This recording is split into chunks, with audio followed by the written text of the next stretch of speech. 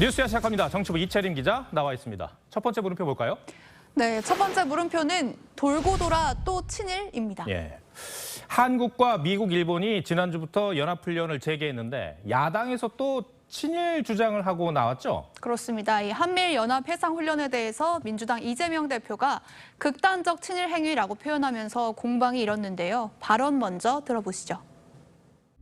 왜 하필 독도 근처에 와서 한미일 군사 합동 훈련을 하는 것입니까? 그야말로 극단적 친일 행위다. 문재인 정부에서 송영무 장관 포함 3국 장관들이 합의한 것이 굴욕 외교란 말입니까?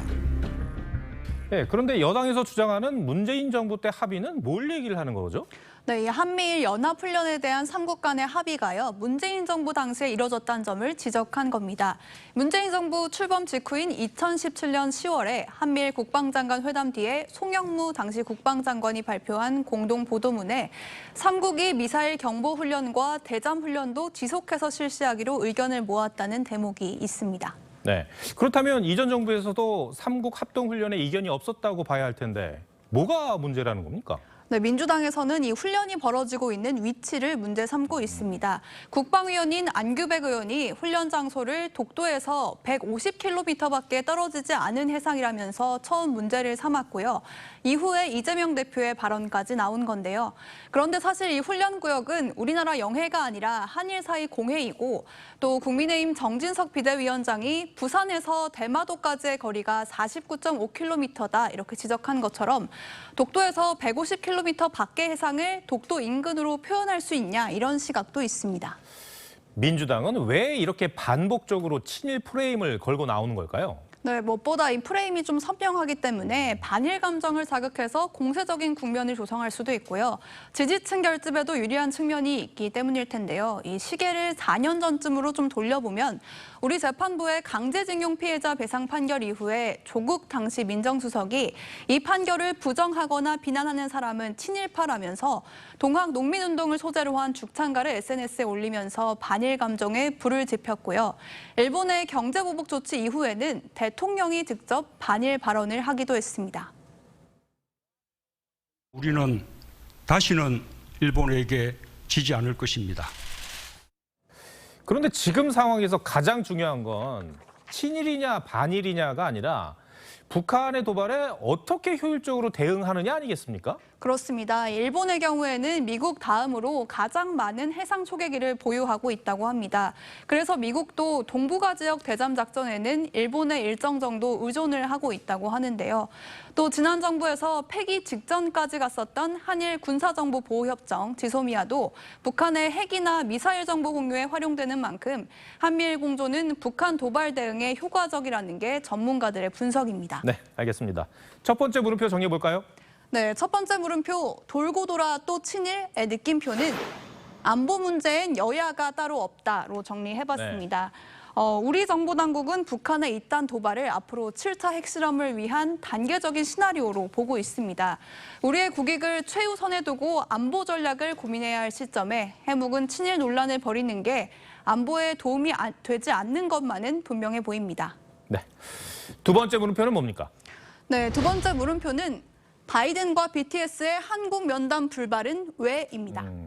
이 사진은 지난 6월이었죠. 백악관에서 바이든 대통령과 방탄소년단이 만나는 그런 사진인데, 근데 원래 당초에는 이 앞서서 우리나라에서 만나기로 했었나요? 그렇습니다. 바이든 대통령이 지난 5월에 취임 이후 처음으로 우리나라에 2박 3일 일정으로 방한을 했었습니다. 예. 당초 미국 측에서 대통령실을 통해서 바이든 대통령과 BTS의 만남을 타진했었는데 성사되지 못했다고 합니다.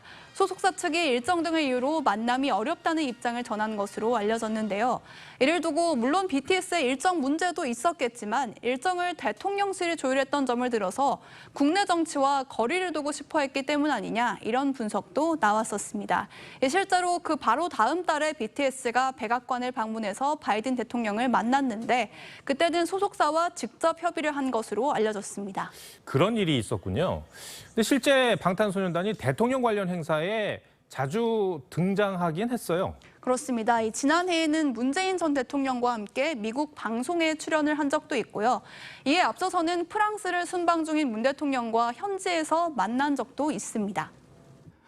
그래서 요 하루 동안 좀 쉬어야 되는데 마침 그날이 대통령의 파리 순방 날짜랑 딱 겹쳐서 고맙게도 시계로 모든 비용을 퉁 쳐줘서. 네, 공교롭게도 이 즈음에 정치권에서 BTS에 대한 병역 특례 주장이 나왔었는데 병역 문제를 고리로 정치적 행사에 이용하는 거 아니냐 이런 비판이 나오기도 했습니다. 네. 방탄소년단의 병역 관련 논란이 요즘 뜨거운 감자인데 과거에 그 팬들이 아니 BTS 군대 갈 거니까 정치적으로 이용하지 말라 이렇게 비판도 했었죠. 그렇습니다. 그러니까 이 병역 문제가 2018년부터 논란이 벌써 있어 왔는데요. 4년이 지난 지금까지도 결론이 나지 않고 있으니 팬들 입장에서는 그런 점을 지적한 겁니다. 불확실성들이 사실 좀 어려움을 주고 있는 게 사실이기 때문에 조속히 결론을 내주셨으면 좋겠다. 네. 두 번째 물음표도 정해볼까요? 네, 두 번째 물음표, 바이든과 BTS의 한국 면담 불발은 왜?의 느낌표는 원칙에 대한 논의부터로 하겠습니다. 네. 이 대중문화예술인도 국위 선양을 했기 때문에 병역 특례 대상에 포함시켜야 한다는 주장, 그리고 병역 의무 이행에 있어서 중요한 건 형평성이라는 반론, 분명 모두 쉽게 결론 내리기 어려운 측면이 있습니다. 하지만 정치권에서 결론 없이 상반된 주장만 반복되고 있으니 당사자들 입장에서는 이러지도 저러지도 못하는 상황이 답답할 겁니다. 이번 국정감사에서 다시 한번 논란이 됐으니 이번엔 생산적인 논의로 이어지길 기대해봅니다. 알겠습니다. 이채림 기자 설명 잘 들었습니다.